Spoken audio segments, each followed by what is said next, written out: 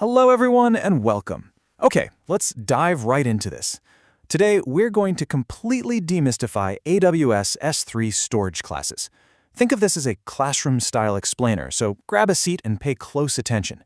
If you're learning cloud architecture, this is an absolutely crucial topic you need to master. Let's start with a really simple question.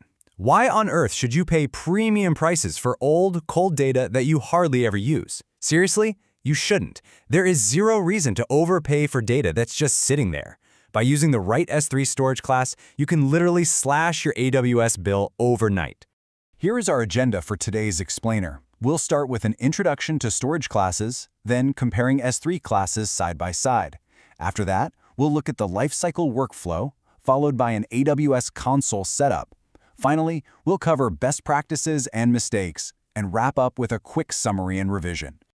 All right, let's jump straight into Section 1, Introduction to Storage Classes, the basics. You see, all data in the cloud is not created equal. You shouldn't treat it like it is. Some files you use every single day, while others you might only check once a year. S3 storage classes are basically different tiers provided by AWS to store your objects based on how often you access them and what kind of performance you need. To put it simply, it's like your house. You keep your everyday items right on your desk, right? But those old, rarely used boxes, you toss those up in the attic. S3 does the exact same thing with your data to help you optimize your costs. Moving right along to Section 2, Comparing S3 Classes, Performance versus Cost. Let's compare the main tiers side by side to see how performance and cost balance out. S3 Standard is your go-to for data you access frequently. It's fast, giving you your data in milliseconds.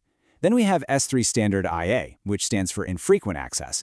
This is for data you don't need often, but still want quickly when you do call for it. Need extreme speed? That's where S3 Express One Zone comes in, delivering single-digit millisecond access. Further down, we have Glacier Flexible and Glacier Deep Archive. These are for long-term storage. Now, retrieval time here slows way down, from minutes to up to 48 hours. But the trade-off is that the storage costs drop massively. As you move from Standard down to Deep Archive, speed decreases, but your savings skyrocket. Now pay close attention here because this is where a lot of people get confused. We need to clearly understand the difference between S3 Intelligent Tiering and Standard IA. Think of intelligent tiering like an insurance policy. If you have unpredictable access patterns and honestly have no idea when users will access the data, use this. It automatically moves files around for you, but it charges a flat monitoring fee per object. On the flip side, if you know for a fact that certain files won't be accessed for at least 30 days, predictable, infrequent access, go with Standard IA. It has a cheaper storage rate, but be careful. If you do need to pull that data out, you will be hit with a retrieval fee. Next up, Section 3, the lifecycle workflow journey of a file. Let's look at the actual journey a file takes from the moment it's created until it gets old and cools down. Imagine you just uploaded a brand new viral video. On day 0, it's sitting in S3 Standard. Everyone is watching it, so it's totally hot data. But fast forward to day 30, and the views have really dropped off. The data is cooling down, so it gracefully transitions to S3 Standard IA. By day 90, basically nobody's watching it anymore, so we shift it over to a Glacier Archive class. And finally, after a whole year, on day 365, it gets moved into the ultimate cold storage, Glacier Deep Archive. By cascading your data down these tiers over time, you can save hundreds or even thousands of dollars without lifting a finger. All right, Section 4, AWS Console Setup Implementation Steps. Theory is great, but let's talk about how to actually implement this in the real world. For all you junior engineers out there, setting up this automatic timeline is surprisingly easy.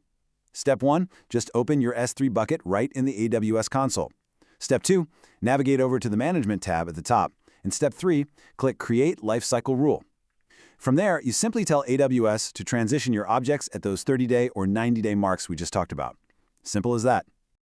Now for the really important stuff. Section 5, Best Practices and Mistakes, Real-World Gotchas.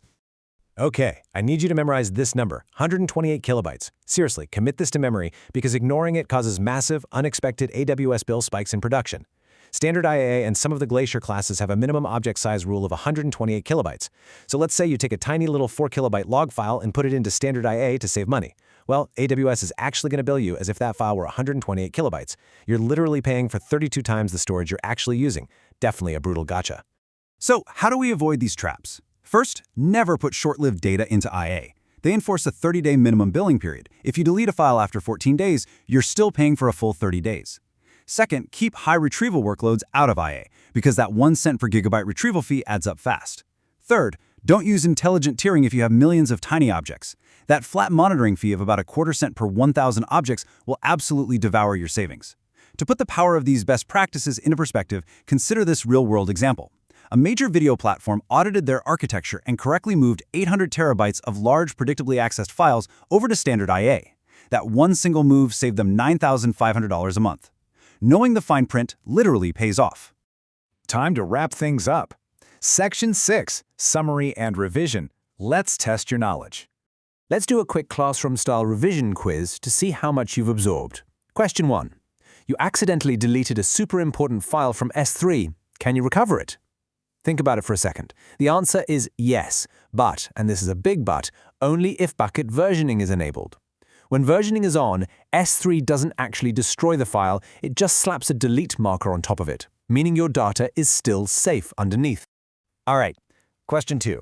Which storage class should you use for an application that requires single-digit millisecond latency in a specific availability zone?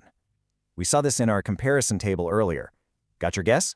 The answer is S3 Express 1 zone. It is purpose-built for delivering extreme speed within a single AZ. And our final, slightly tricky scenario. Question 3. Your startup has 50 million tiny 8-kilobyte log files that are being read constantly. Should you use standard IA to save on costs? No way, absolutely not. Remember that gotcha we just talked about? You'd get hit with that 128 kilobyte minimum size penalty on every single file, plus massive retrieval fees because they are read constantly. Putting those in standard IA would actually end up being way more expensive than just leaving them in standard. So what does this all mean for you? Are you ready to optimize your AWS architecture and finally slash those storage bills? Now that you understand the basics of S3 storage classes, I highly encourage you to open up your AWS console and start practicing. The more you explore, the more you save. I hope you found this explainer helpful. Keep learning, keep optimizing, and we'll see you in the next one.